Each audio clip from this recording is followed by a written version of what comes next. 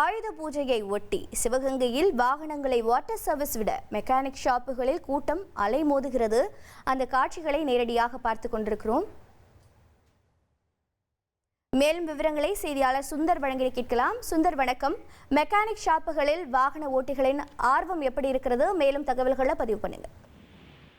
பொதுவா பாத்தீங்கன்னா வாட்டர் சர்வீஸ்க்காக இன்னைக்கு காலையில இருந்தே பாத்தீங்கன்னா அதிகாலையில இருந்தே வரிசை கட்டி வாகனங்கள் கொண்டு அலைமோதிக்கிட்டு இருக்க கூட்டம். இன்னைக்கு ஆயுத பூஜை உண்டு பாத்தீங்கன்னா தங்களோட வாகனங்களை வாட்டர் சர்வீஸ் செஞ்சு இன்னைக்கு சந்தனம் போட்டு வச்சு பூமாலைகள் போட்டு சாமி கும்பிடுறது ஒரு வழக்கமான ஒன்றா இருக்கு. இங்க அதிகாலை முதலே வாட்டர் சர்வீஸ் கடையில அதிக அளவுல 2 சக்கரம் மற்றும் 4 சக்கர வாகனங்கள் வரிசை கட்டி இருப்பதால கூடுதலாக ஊழியர்களை வாட்டர் சர்வீஸ் கடைகளை நியமனம் செய்து வாகனங்களை சர்வீஸ் செய்து கொடுத்துட்டு இருக்காங்க.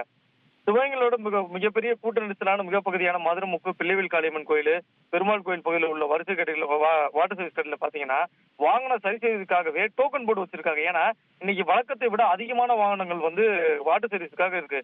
இந்த ஒரு நாள் மட்டும் கூடுதலாக ஊழியர்கள் நியமிக்கப்பட்டு வாகனங்களை கழுவுது, துடைப்பது, ஒவ்வொரு பணியாளருக்கும் தனித்தனியான வேலையை கொடுத்துட்டாங்க. வாகனங்களை வாட்டர் சர்வீஸ் சாலையில் நிக்க வச்சு புதிய வாகனங்கள் போன்று பளபளப்பாக காணப்பட்டு இருக்கு. இன்னைக்கு ஒரே நாள்ல இவ்வளவு வாகனங்கள், அதாவது ஒவ்வொரு கடையிலும் குறைஞ்சது பாத்தீங்கன்னா 50 இருந்து 80 வாகனங்கள், 2 சக்கர வாகனமா இருக்கட்டும் 4 சக்கர வாகனம் இருக்கட்டும் வரிசை கட்டி நிக்கிறதால மேலும் இந்த பகுதி பாத்தீங்கன்னா பரபரப்பாவே இருக்கு. ஒவ்வொரு ஸ்டேஷன்லயும் பாத்தீங்கன்னா குறைஞ்ச 100 வண்டிக்கு மேல வந்துருது. இப்ப அதனால ஒப்படைக்கிறதுக்கு நேரம் ஒதுக்கி டோக்கன்கள் போட்டு கொடுக்கறது தான் இங்க முக்கியமான ஒரு விதமா பார்க்கப்படுது. உங்களுடைய தகவல்களுக்கு நன்றி சுந்தர். ட்ரெண்ட ஃப்ரெண்ட் ஆக்கிக்கோங்க. தந்தி டிவியின் சப்ஸ்கிரைபர்ஸ் அண்ட் ஃபாலோவர்ஸ் குடும்பத்துல நீங்களும் இணையுங்க.